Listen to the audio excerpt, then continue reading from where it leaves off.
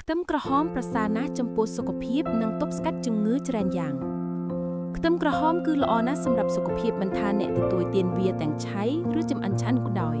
ប៉ុន្តែខ្ទឹមក្រហមឆៅមានផ្ទុកកម្រិតនៃសមាសធាតុ Sulfur ខ្ពស់ជាងខ្ទឹមក្រហមឆ្អិនសមាសធាតុ Sulfur ក្នុងខ្ទឹមក្រហមអាចផ្ដល់អត្ថប្រយោជន៍គួរឲ្យភ្ញាក់ផ្អើលទីច្រើនចំពោះសុខភាពរួមបញ្ចូលទាំងការទប់ស្កាត់ជំងឺដាច់សរសៃឈាមខួរក្បាល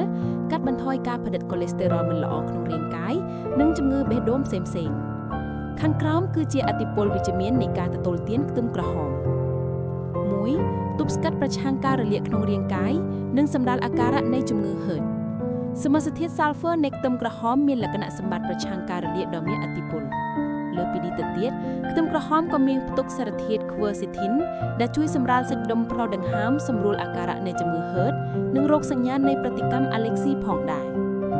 2. ពង្រឹងប្រព័ន្ធភាពស៊ាំរាងកាយនោះក៏ព្រោះតែខ្ទឹមក្រហមជាប្រភពដ៏ល្អបំផុតមួយនៃសារធាតុ Polyphenol ដែលមានប្រសិទ្ធភាពការពាររាងកាយប្រឆាំងនឹង Radicalសេរីទប់ស្កាត់ជំងឺផ្សេងៗគួរឲ្យកត់សម្គាល់ 3. ទប់ស្កាត់ជំងឺមហារីកពោះវៀនធំនិងជំងឺមហារីកសូដិននោះក៏ព្រោះតែខ្ទឹមក្រហមមានផ្ទុកសម្បូរទៅដោយសារធាតុ Quercetin និងសារធាតុ Anthocyanin ដែលកម្ចាត់ Radical សេរីបង្កជំងឺមហារីកក្នុងរាងកាយ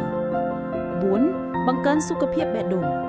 ខ្ទឹមក្រហមមានផ្ទុកសារធាតុ Flavonoid ដែលជួយនៅក្នុងការបង្កើនសុខភាពបេះដូងល្អប្រសើរលើពីនេះទៅទៀតខ្ទឹមក្រហមក៏ជាប្រភពនៃសមាសធាតុ Organosulfur និង Thiosulfinate ដែលជួយកាត់បន្ថយហានិភ័យជំងឺស្ទះសរសៃឈាមបេះដូងព្រមទាំងជំងឺដាច់សរសៃឈាមក្នុងខួរក្បាលផងដែរ 5. គ្រប់គ្រងជាតិស្ករក្នុងឈាមសារធាតុក្រូមយឹមនៃខ្ទឹមក្រហមធ្វើឲ្យវាក្លាយទៅជាជម្រើសនៃអាហារដ៏ប្រសើរជួយនៅក្នុងការគ្រប់គ្រងកម្រិតនៃជាតិស្ករក្នុងឈាមមិនឲ្យមានតាមប្រក្រតីខណៈពេលដែលសមាសធាតុ Sulfur ជួយបញ្ជក់ជាតិស្ករក្នុងឈាមដោយបង្កើនការផលិតអាំងស៊ូលីនហើយកម្រិតនៃជាតិស្ករត្រឹមត្រូវនឹងជួយឲ្យអ្នកជៀសផុតពីជំងឺទឹកនោមផ្អែម